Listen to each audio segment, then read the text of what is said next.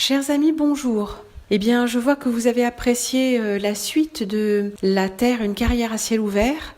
Alors la suite, oui et non, parce que c'est pas la suite de l'émission, comme si j'avais fait une traduction de la suite d'une émission. Non, la suite m'est due, et c'est la suite parce que nous reprenons ce dossier, nous le rouvrons, et nous allons établir des ponts et des liens et tout ça. Alors encore une fois, j'insiste, parce que j'ai une conversation dans ce sens qui était très intéressante et je voudrais bien sûr, que ce soit clair dans votre esprit, qu'il n'est pas question, comme certains le croient toujours, c'est un truc de fou, mais de rechercher dans ce monde où est la vérité. Parce qu'il n'y en a pas, pour une bonne raison, la réalité n'est pas ce qu'on croit.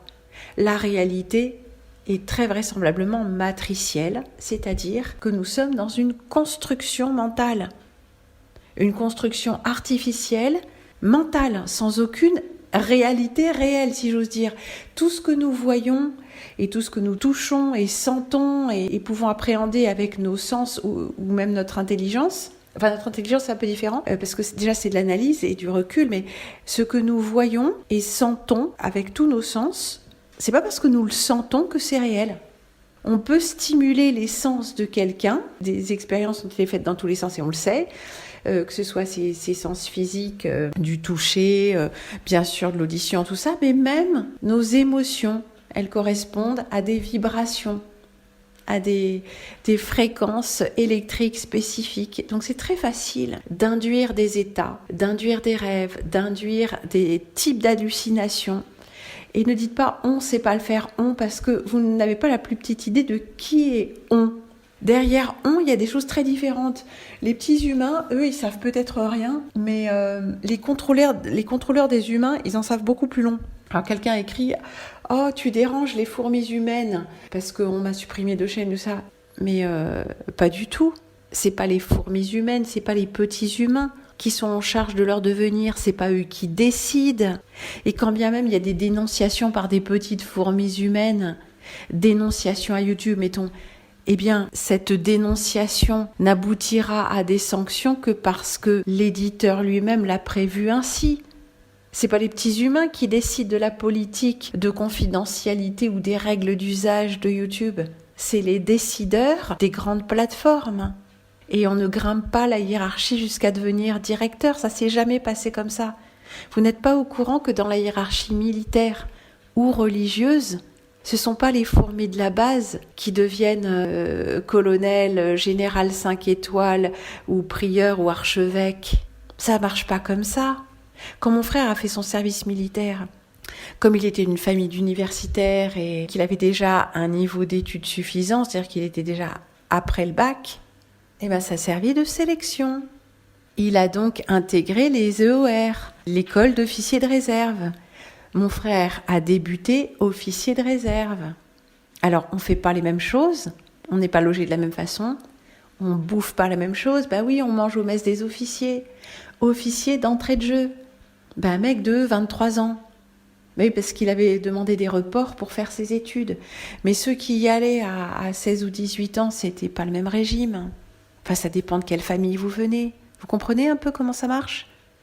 En apparence, notre société est ouverte. Open Society, Soros Open Society, et le discours sur l'Open Society de Kennedy au passage, pour ceux qui n'ont pas encore compris. Mais notre société n'est pas ouverte dans ce sens. La société des humains, leur est ouverte aux décideurs, c'est-à-dire qu'ils jouent leur pion. Mais nous ne choisissons pas dans quelle famille nous naissons, eux non plus on va dire, mais ce sont les plus pauvres et les plus défavorisés qui payent toujours le prix, qui sont toujours les grouillots des autres. Donc non, je ne dérange pas les fourmis humaines, même si je les dérangeais. Déjà, les fourmis humaines, elles ne me regardent pas, elles ne m'écoutent pas, elles ne savent même pas qui je suis. Non. Manifestement, je dérange ou nous dérangeons, ou le fait d'exprimer certaines vérités dérange. Et c'est pas seulement parce que je me fais supprimer des chaînes. Je sais pas, c'est 5 ou 6 chaînes qui ont été supprimées quand même depuis le début. Mais c'est pas que ça. C'est mes connexions, mon accès à la connexion, alors qu'il y a du réseau, alors que ça fonctionne sur le téléphone, mais depuis le téléphone, je ne peux pas mettre en ligne d'émissions. C'est marrant, hein ? Et puisque, bien sûr, nous vivons dans un monde qui n'est pas réel au sens où nous avons compris réel, et que c'est une matrice, il n'y a aucune place pour le hasard là-dedans. Déjà que je ne croyais pas au hasard, mais quand, après avoir réussi à rétablir la connexion en réinitialisant une fois de plus, et pas après une mise à jour. Je veux dire, ça n'a aucune cohérence, surtout d'après un spécialiste que j'ai consulté. Il m'a dit qu'il ne s'expliquait pas pourquoi ça marchait pas. Quand lui, il était là, ça marchait. Après, ça marchait plus. Enfin, c'est incompréhensible. Même la connexion depuis une box à laquelle je m'étais déjà connectée. Enfin, aucune raison que ça ne marche pas. Je me suis dit justement, quand on sera là-bas, j'en profiterai pour mettre en ligne toutes les émissions, les programmer, comme ça, il n'y aura pas de problème. Et non, ça ne marchait pas. Et c'était inexplicable. Et quand j'ai réussi à rétablir la connexion, c'est mon logiciel qui s'est mis à dysfonctionner. Mon logiciel de montage vidéo. Alors là, c'est signé. Ce qui ne marche pas, c'est la connexion et les vidéos. Et pas le reste. Le reste, ça fonctionne. Donc comme ça arrivait, comme ça, j'ai continué, avec en plus des suppressions de chaînes, des complications. Et le clou, hier, excellent, je vais pour mettre en évidence, là, épingler un de mes commentaires où il y avait une information, je ne sais plus, un lien, ou une information que je voulais que vous ayez, enfin que ce soit lu plus facilement, qu'il y ait plus de chances que ce soit vu, disons. Et je vais pour épingler ce commentaire, épingler mon propre commentaire. Une fonctionnalité, entre guillemets, que j'ai toujours, que j'ai en tant qu'administrateur de la chaîne. La chaîne Prune de Prune 2, qui existe depuis 2 ans, avec toutes ses fonctionnalités spécifiques, de mettre en ligne des vidéos plus longues que 20 minutes, que ceci, que cela, et ça marche pas. Et j'ai un écran qui dit, pour accéder aux fonctionnalités, faites ceci et cela. Mais je veux dire, c'est fait depuis longtemps. Alors, il faut valider son identité avec un QR code, une vidéo de sa tronche, une photo de sa pièce d'identité, chose que j'ai jamais faite pour eux, ou attendre à l'ancienneté. Et là, ils me disent, votre chaîne n'a pas encore suffisamment publié, on verra ça à l'ancienneté. Mais d'où ? Ça fait 2 ans. Alors, moi qui ne crois pas au hasard, ni aux dysfonctionnements aléatoires, je me dis, la série est quand même bien serrée. Et je vous conseille de télécharger sans délai, à l'aide des logiciels que vous trouverez, puis vous vous faites aider, moi je suis pas là pour ça, mais de télécharger les émissions qui vous intéressent et que vous n'avez pas eu le temps de voir ou de revoir, ou que vous voudriez faire partager à d'autres, au moins sur votre ordinateur, sinon de les remettre en ligne, parce que les temps sont très instables, et qu'il y a de nouvelles règles qui s'appliquent, vous savez, de confidentialité, de choses comme ça, en fait, de contrôle et de censure sur tout ce qui est nos accès au réseau et nos interactions par les guillemets réseaux sociaux, c'est-à-dire nos mises en ligne, qu'elles soient vidéo, photo ou texte. Ces conversations semi-brisées entre différents personnages sur des plateformes où tout ça est lisible. Alors toutes les formes de confidentialité vont sauter si tant est qu'il n'y en ait jamais eu, mais aussi le contrôle est plus grand et ce contrôle ne s'exerce pas forcément comme nous l'imaginons. Donc comme je vois que les petites vexations, ça s'appelle comme ça dans le langage des exorcismes, en tout cas quand elles s'exercent sur le physique, mais ou pas forcément, ces vexations, c'est-à-dire non pas le fait de me vexer, mais de me contrarier dans la matière, de mettre constamment des bâtons dans les roues avec, je précise, avec mon activité de vidéo et de mise en ligne de vidéos, c'est tellement net, c'est tellement flagrant.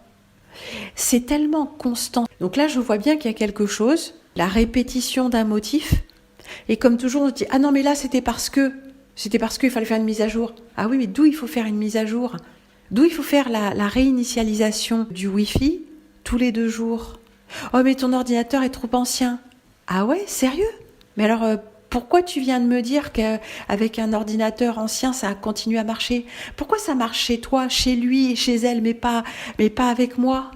Mais lui, toi et elle, vous ne mettez pas en ligne de contenu susceptible de faire réfléchir nos congénères sur leurs propres conditions. Alors non, je ne crois pas au hasard. Je ne vais pas dire j'y crois de moins en moins, puisque j'y crois pas. Mais ce que j'observe, c'est que dans le ciel notamment, les choses qui sont épandues en ruban de plus en plus large, ça veut dire de plus en plus près. Ceux qui nient la chose, comme l'espèce d'abruti à qui je parlais hier et qui me dit « Ah mais c'est depuis 2006 !» Non mais tu n'as pas écouté la fin de la phrase. Ça n'a jamais été aussi large, je ne dis pas, ils n'ont jamais pendu. En plus, cette conversation, on l'a eu des milliers de fois, alors qu'est-ce qui lui prend ? C'est de plus en plus étendu, de plus en plus épais. Les motifs d'épandage changent.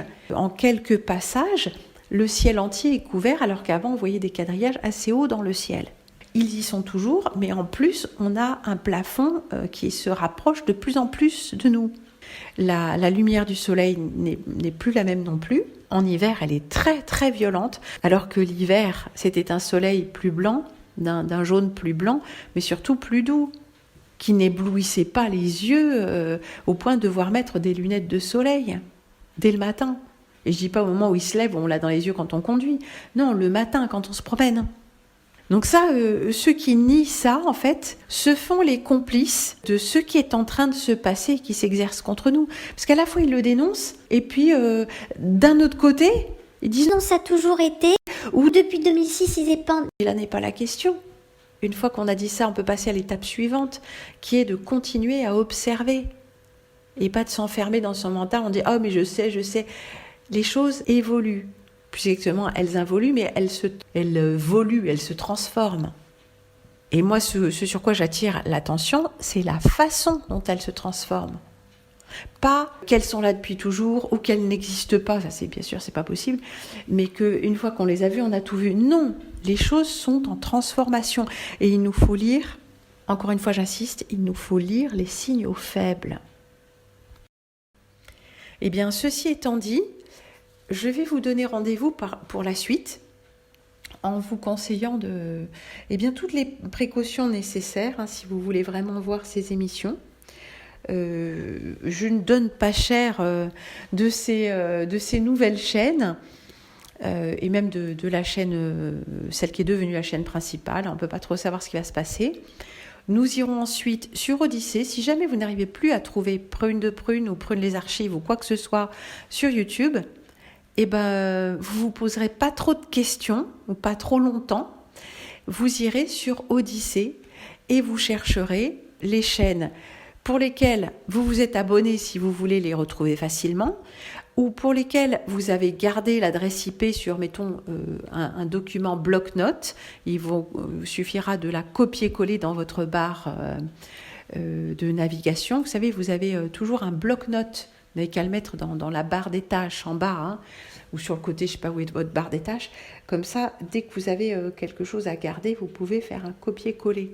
Bref, je n'ai pas à vous dire normalement des choses comme ça, mais si vous voulez retrouver facilement, vous prenez les mesures pour ça et vous vous responsabilisez. « Oh, j'arrive pas à trouver !»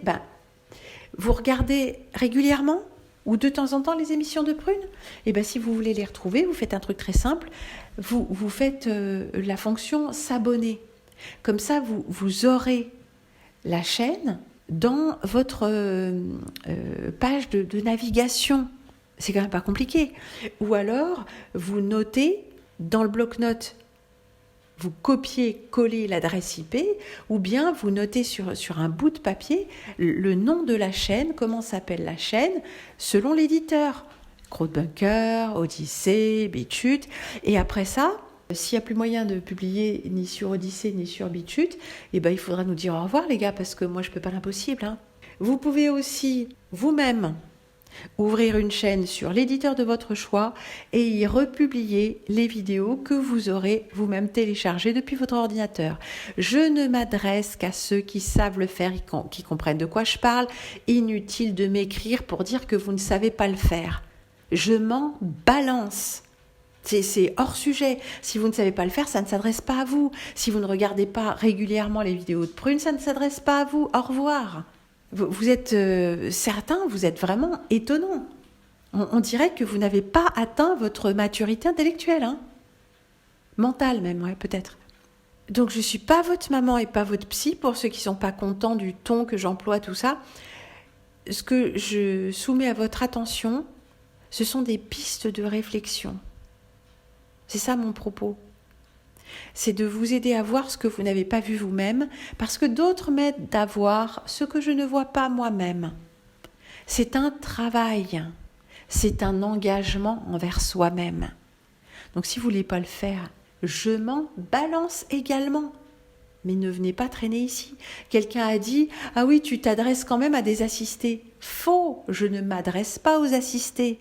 Je m'adresse à ceux qui font leur travail, qui ont cherché par eux-mêmes et qui se nourrissent des réflexions et des visions que je leur propose. Mais le problème, c'est que les assistés me regardent aussi et m'écoutent. « Ah, t'as dit ça. Ah, mais je trouve pas la chaîne. Vous pouvez envoyer les liens, s'il vous plaît ? » Allez vous faire voir. Il va falloir le dire combien de fois ? À chaque bulletin, il va falloir dire « Allez vous faire voir, les assistés. Allez ailleurs. C'est pas pour vous ici. Vous serez toujours malheureux. Vous vous ferez toujours rhabiller. » Donc, videz les lieux et allez là où des gourous vous prennent en main, vous disent quoi faire, vous disent d'activer la cloche et pour ne manquer aucune, à chaque fois que je sors une nouvelle vidéo, veillez tout le blabla et pensez bien à faire un don sur mon Tipeee parce que la chaîne ne vit que tout le truc qui roule en boucle et partagez cette vidéo le plus largement possible. Vous savez tous ces trucs qu'ils disent toujours, à croire que c'est des clones les uns des autres. Eh bien, allez voir les gens qui vous expliquent à coups d'hypnose régressive et de canalisation avec le colonel Ashtar.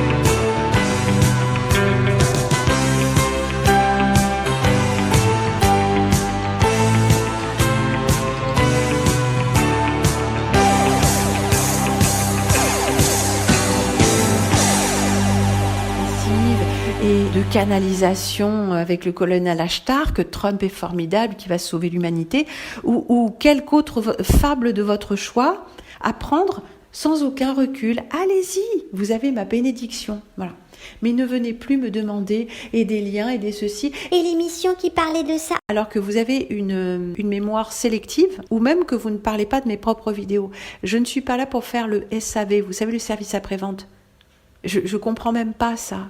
On dirait pas des adultes qui s'adressent à des adultes. On dirait des enfants qui s'adressent à leur maman ou à leur nounou. Mais tu m'as pas beurré ma tartine. Bref. Vous savez, ces enfants ils arrivent quelque part, ils foutent le bordel partout sous prétexte qu'ils travaillent, ils rangent rien, même pas le sel, même pas la bouteille de pinard vide, et il y a les fringues, le pantalon tire-bouchonné en bas du lit, là où le gars l'a enlevé. Je vous dis ça parce que je me suis levée ce matin, et je vois, là où j'habite provisoirement, là, je vois que tout est comme ça. Si moi je range pas derrière, tout est devenu un bordel. Même les meubles ne sont plus à leur place. Parce que le gars, il faut qu'il ait le passage. Il pose tout partout. Et c'est plus un salon. Ça ressemblait à quelque chose, cet endroit. Et en plus, le gars n'est pas chez lui, hein. Il a posé ses affaires partout, ses mallettes de chantier partout, ses pots de peinture sur la table et la nappe du salon partout. Et même les meubles sont repoussés dans des coins. Enfin, c'est plus un salon, c'est un camp de migrants. Les volets sont tirés dans l'obscurité, on croirait les 3 jours de ténèbres. Il y a des couvertures dépliées partout, je vous dis, un camp de migrants. Alors comme le gars en plus a un attachement émotionnel à l'électricité, il met des rallonges sur le sol partout. Dans toutes les pièces, il faut enjamber une rallonge pour passer à un moment ou à un autre. Je vous dis pas pour passer le balai dans la cuisine, hein. Il y a des fils partout, il y a des choses posées par terre partout. Beaucoup de vêtements sales. Et je vois cette attitude de répandre son bazar fait écho à la confusion mentale de la plupart des individus. Plus on est dans la confusion, plus on amène du bazar comme ça. Et on dit, ah ouais, mais C'est pas rangé parce que t'as pas rangé. non, mais c'est à toi de ranger ton merdier. C'est à toi de ranger l'intérieur de ta tête. C'est à toi de faire tes recherches. Ah, les liens, où sont les liens? Bah tu cherches, tu fais comme j'ai fait. Si tu t'intéresses à ta propre vie et à ta propre intelligence, tu la nourris par toi-même.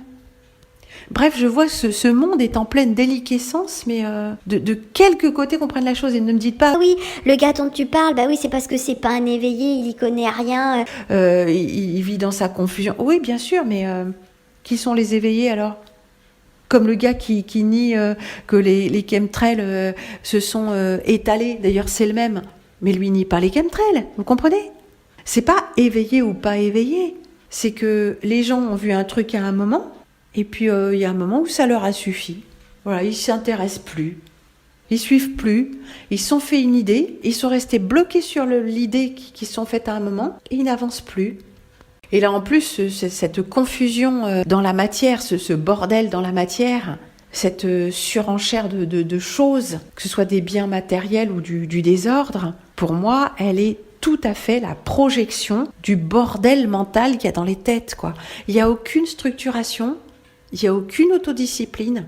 S'il n'y a pas de discipline mentale, il n'y en aura pas non plus dans l'expérience vécue. Alors quand on a fini de manger, ça fait de la vaisselle sale. Oh, qu'est-ce qu'on fait? Ah bah faut un lave-vaisselle. Ouais, mais tu penses qu'il faut le remplir, il faut le lancer, il faut le décharger. Parce que les mecs qui se comportent comme ça et qui ont un lave-vaisselle, le truc tourne pas non plus. Donc à la vaisselle avec de la vaisselle sale bien fermée pendant 2 semaines, je vous dis pas l'odeur. Ça c'est du vécu, je l'ai vu. Donc c'est jamais la matière qui vient au secours de notre déficience de discipline. Parce que vous pouvez rajouter de la technologie et de la technologie. Si le mec ne fait pas la vaisselle, il la fera pas à l'éponge et il la fera pas au lave-vaisselle. Et la vaisselle pue. La voiture pue parce qu'elle est pas rangée. La maison pue parce qu'en plus du bordel, il y aura aussi de la fumée de cigarette ou des développements bactériens. C'est l'image même de notre époque. Regardez autour de vous. On vit dans une décharge. Les matériaux dont nous sommes entourés, je vois ça là, des sièges en plastique, ça vieillit mal, ça casse. Alors on ne sait pas quoi en faire. Ah bah faut les porter, faut les jeter, mais en attendant ils sont là. On vit dans une décharge. Les entrées de ville, ça ressemble à des décharges. Ça ressemble pas à la grande Tartarie, excusez-moi, ni même à la petite. Le bordel mental, émotionnel et spirituel des humains qui se prennent pour Dieu, parce qu'ils sont capables de designer, de programmer, de mettre en place des systèmes électriques ou techniques complexes dans la maison ou dans leur boulot. Donc ils se prennent pour Dieu, parce qu'ils savent faire des trucs extraordinaires. Ils sont tellement admiratifs de leur propre génie. Et regardez dans quoi on vit. Des systèmes hyper intelligents pour passer le balai, pour passer la toile. Des trucs avec des lamelles, avec des machins, un seau en plastique auto-essoreur. Ouais, mais au bout d'un an, le plastique est cuit, les gars. Des couleurs immondes, criardes. Regardez comment sont habillés les travailleurs sur la route ou dans le bâtiment. Des couleurs criardes et dégueulasses, des matériaux hyper techniques, mais dans lesquels ils puent leur transpiration, leurs pieds, leurs mains, tout ça dans ce plastique toute la journée. On vit dans une poubelle. Le monde est devenu une poubelle. Les matériaux qu'il y a dans les maisons, que ce soit ces tuyaux de gainage d'électricité ou ce PVC dans lequel circule notre eau de boisson, les matériaux d'isolation, les revêtements plastiques, les nappes, c'est même pas des toiles cirées, C'est du plastique qui part en petites esquilles, là. Tout est dégueulasse. Tout s'est tellement dégradé. Il n'y a pas que le goût des madeleines, hein. Il n'y a pas que la bouffe. Il y a le textile. Il y a le bois qui pousse trop vite et qui donc n'a pas de résistance, n'a pas de qualité. Il y a la laine des moutons qui n'a plus de ressort. Notre monde est une poubelle. À force de bouffer de la merde, comme disait mon frère, on va finir par en chier. Ben voilà, on y est. Et on en chie autant par la tête que par l'anus. Hein. Il faut regarder ce qui occupe nos contemporains, franchement. Quelles sont les considérations ? À quoi on occupe notre temps de conscience ? Toutes ces considérations sur quel téléphone, quel modèle d'ordinateur et la connexion. Vous voyez le temps que ça nous prend, alors qu'en fait, c'est pas la connexion qui nous intéresse. C'est pas toutes ces considérations-là, c'est tout ce qu'on va pouvoir s'échanger parce que nous sommes coupés les uns des autres. Donc, nous prêtons allégeance au système en prétendant nous en servir pour le meilleur. En fait, il n'y a pas moyen de s'en sortir. Il n'y a rien de vrai ici-bas, il n'y a rien de bien. La solution devient toujours le problème. Si on n'a pas de conscience profonde et spirituelle de ce qu'est la vie, pas juste notre existence, hein, et de pourquoi nous sommes ici, on en arrive à ce monde de matérialisme. Et les gens qui disent on est ici pour perpétuer l'espèce humaine, hein, pour que l'humanité s'éteigne pas, il faut faire des enfants, puis il faut aller bosser, hein, parce qu'il faut faire marcher le commerce. Moi j'ai entendu ça. J'ai entendu, comme vous tous. Et je me suis dit, il y a un truc qui va pas dans leur tête. Parce que c'est un raisonnement circulaire. On est là pour faire des enfants. On est là pour boucler le cycle de notre incarnation. Mais ça ne répond pas à la question du pourquoi fondamental, du pourquoi spirituel. On est là pour faire fonctionner un monde qui est parfaitement aberrant. Et notre raison d'être serait de continuer ce monde. Ça ne m'a jamais paru valide comme raisonnement, comme vision du monde, vous voyez ? Et plus je regarde le monde et que je vois la laideur, la décrépitude de toutes ces choses qui avaient de la valeur et leur remplacement par des choses qui n'ont pas lieu d'être, qui ne sont pas pérennes, qui ont été faites sans conscience, par des machines, qui n'ont aucune qualité, qui n'ont aucune beauté, plus je regarde ça, plus je me dis que ceux qui ne voient pas ont vraiment un sacré problème et que c'est peut-être à ça qu'on reconnaît un robot biologique. Le monde dans lequel on est, fondamentalement, à part qu'il est injuste, que ceci, que cela, mais fondamentalement au quotidien, il ne leur pose pas de problème. Prendre la bagnole, pas de problème. Passer la journée à scroller sur le portable, pas de problème. Aller faire les magasins, trouver toujours le meilleur prix, pas de problème. Se positionner sur le marché du travail, savoir se vendre, pas de problème. Pas de problème. Au fond, ils sont chez eux. C'est ce qu'avait dit un de mes amis un jour, en parlant de sa copine, qui était très intéressée par ce qu'il lui racontait, fait de complotisme et tout ça. Elle était très intéressée, elle écoutait beaucoup. Ouais, mais enfin, elle écoutait parce que c'était lui, mais elle écoutait, mais comment dire, ça rentrait par une oreille, ça sortait par l'autre. Et il disait, mais en fait, elle n'a pas de problème avec ce monde. Elle est chez elle dans ce monde. Donc ça ne pourra pas cadrer. Eh non. Non, ça ne pourra pas cadrer. L'amour ne fait pas tout. C'est-à-dire la pulsion, hein. La pulsion avec un peu de sentiment. Non, ça n'enrobera pas l'ensemble. Ça ne servira pas à coller ensemble l'huile et l'eau. Non, certainement pas. Oui, je suis énervée. Vous devez quand même commencer à vous en rendre compte que je suis énervée. Alors, je suis pas énervée contre ceux qui comprennent de quoi je parle et qui ont une attitude tout à fait intéressante, qui se responsabilisent et qui apportent quelque chose eux aussi, qui me remercient de ce que je fais, mais qui, par petites touches, apportent leur contribution personnelle, leur vision, leur réflexion. C'est pas toujours dans les commentaires, parfois c'est de vive voix ou dans les courriers que je reçois. Je vois bien qu'il y a des gens qui font leur chemin et nous suivons des voies parallèles, nous ne sommes pas forcément d'accord sur tout, mais il y a quelqu'un à l'intérieur. Et quand il y a quelqu'un à l'intérieur, ça fait toute la différence. C'est pas moi qui ai pris la place dans votre esprit pour diriger votre pensée, non. Nous nous entendons si bien parce que notre chemin de vie, nos chemins de vie respectifs, nous ont amenés à pouvoir nous entendre, à pouvoir nous brancher sur cette fréquence où il y a beaucoup moins de parasites et où nous écoutons ensemble quelque chose qui vient de plus loin. Alors, quant à ceux qui réclament les liens et qui savent pas quoi penser et qui veulent une réponse, Vous n'êtes pas à votre place ici. Je ne donne pas de réponse, je pose des questions. Et si je donne des réponses, ce sont les miennes. Mais il faut que vous ayez suffisamment de pression interne pour savoir si les grandes affirmations que je lance, vous êtes a priori d'accord avec ou pas. Quand je lance de grandes affirmations, ce n'est pas pour impressionner les esprits faibles ou incertains. C'est parce que je me permets cette approche. Celui qui n'est pas d'accord prend ou laisse et poursuit, mais ceux qui ne savent pas quoi penser et qui m'écoutent pour avoir une meilleure idée de ce qu'ils doivent penser, ce qui est vrai, ce qui ne l'est pas, se trompent. Ce n'est pas mon propos. Je ne m'adresse pas à ceux qui n'ont pas déjà réfléchi par eux-mêmes et qui n'ont pas déjà eux-mêmes une ligne intellectuelle sûre et stable. Des pensées à eux, c'est ça que je veux dire. Pas une ligne dont ils ne dévient pas, une ligne de, une idéologie fixe, non. Des pensées à eux, un mode de raisonnement qui leur est propre. Une façon de traiter les intuitions et ressentis qui passe par l'intelligence. Personne ne peut faire l'économie de ça. Aucun être humain ne peut en faire l'économie.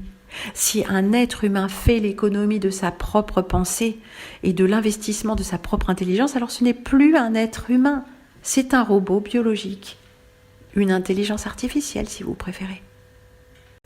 Je conclurai ce bulletin de mauvaise humeur, ce billet de mauvaise humeur, par une invitation à regarder l'émission suivante qui va nous récréer un peu, qui sera un peu moins dense, Dieu merci, parce qu'il faut un petit peu alterner aussi. Et nous irons nous balader. Oui, nous irons nous balader d'abord dans les parcs nationaux. Alors j'avais dit que j'allais faire les parcs nationaux du monde, parcs naturels, bien sûr. Mais j'étais déjà à 1 heure ou quelque chose comme ça. 1 heure, pardon, ouais, j'ai parlé du nez, je sais pas pourquoi. 1 heure, j'ai dit 1 heure. Mais non, je suis pas enrhumée pourtant. Je ne sais pas. Donc, au bout d'1 heure, c'est bien assez long. Donc, je n'ai pas tout montré. Il y aura peut-être une petite suite. Je pense que nous allons d'abord explorer ces fameux parcs, comme ça. Mais au pas de course, chers amis. Nous n'aurons pas le temps de nous y attarder. Nous y reviendrons peut-être si vous avez des suggestions. Et j'en ai déjà eu quelques-unes, ce qui est bien intéressant. Vous n'êtes pas beaucoup là, vous n'avez pas beaucoup commenté ces derniers jours.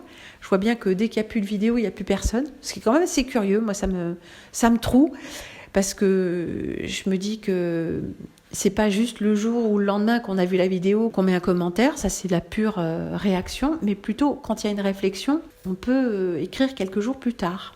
Voilà. Enfin, il me semblait que ça marchait comme ça. Jusqu'à présent, ça avait marché comme ça.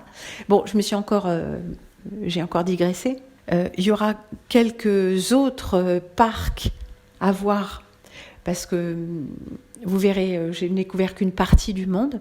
Et puis, nous ferons aussi un petit peu de canyoning ensemble. Ouais, nous ferons un peu de randonnée, de canyoning par l'intermédiaire de quelques chaînes vidéo, canaux vidéo de personnages qui se filment, vous savez. Ouais, le mode selfie, activer le mode selfie. Les mecs ont activé le mode selfie depuis 5 ou 10 ans et ils ne s'en sont jamais remis. Mais ce qui nous permet de voir des choses très intéressantes, surtout pour ceux qui filment bien. Alors ceux qui ont la GoPro et qui grimpent des rochers, ça bouge tout le temps. Ouais, c'est un vrai chaos, ouais, c'est saoulant. Mais ceux qui ont compris qu'il fallait filmer, on ne pouvait pas soit être dans l'effort, soit présenter des images vidéo, il fallait choisir. Donc ceux qui font ça bien, eh bien c'est particulièrement intéressant parce que eux voient ou ne voient pas, ils font des images suffisamment bonnes pour qu'on puisse nous-mêmes faire des arrêts sur image. Moi j'ai fait des captures d'écran, j'ai essentiellement travaillé comme ça, j'ai regardé les vidéos un petit peu soit in extenso, soit par petits bouts et j'ai fait des captures d'images. Et parfois, c'est lors de mouvements de caméra, de travelling, quoi. On a vraiment 1 seconde pour capter le truc. Je m'y suis surprise à plusieurs fois. Parce qu'il y a des choses que ces petits loulous semblent ne pas voir. Et parfois même, c'est tellement récurrent que je me dis que c'est pas possible. C'est pas possible. Le mec est payé ou quoi? Non mais c'est fou. Il y a des trucs, il les voit pas. Et puis, alors c'est C'est amusant un moment, puis après c'est super saoulant parce que à chaque vidéo, les mecs vous parlent des millions d'années qui ont servi à former cette formation rocheuse spécifique, et puis les dinosaures, et puis, bon, ça va 2 minutes, hein. Donc on a toujours droit plus ou moins au Crétacé et aux dinosaures, d'une façon ou d'une autre. Mais plus on regarde ces trucs, leur structure, leur forme géométrique, leur récurrence d'apparition, il y a des motifs qui reviennent, hein, comme ça. Et puis le fait que, ça ressemble à des carrières abandonnées, ça commence à faire vraiment beaucoup trop, quoi. Alors eux, ils sont super mignons, ils ne voient rien. Ils se posent des questions. Oh, c'est fou. Mais plus ils sont jeunes, et plus ils récitent la leçon sur le Crétacé et les dinos. Vertigineux. Mais je vous l'épargnerai, bien sûr. Mais nous les suivrons dans leur pérégrination. Vous verrez, tous ces lieux des déserts américains, ça se ressemble. Et perso, moi, j'appelle pas ça la nature. Mais bon, question de vision. Je vous dis donc, à l'heure où j'enregistre, je ne sais pas si c'est ce soir ou pour la suite de notre voyage. Notre voyage en réalité, pas notre voyage en géographie. Notre voyage en aberration de la réalité. Gardez ceci présent à l'esprit. Ce n'est pas réel. Et le fait que ce n'est pas réel se rend visible par des aberrations et des anomalies. Dans chaque aberration, dans chaque anomalie, il y a possiblement la graine de l'éveil, c'est-à-dire ce déclic intérieur, ce changement d'état intérieur, cette expérience vécue instantanée, la matrice intérieure qui fait écho à la matrice dans laquelle nous sommes, vient instantanément et irrémédiablement de se fracturer.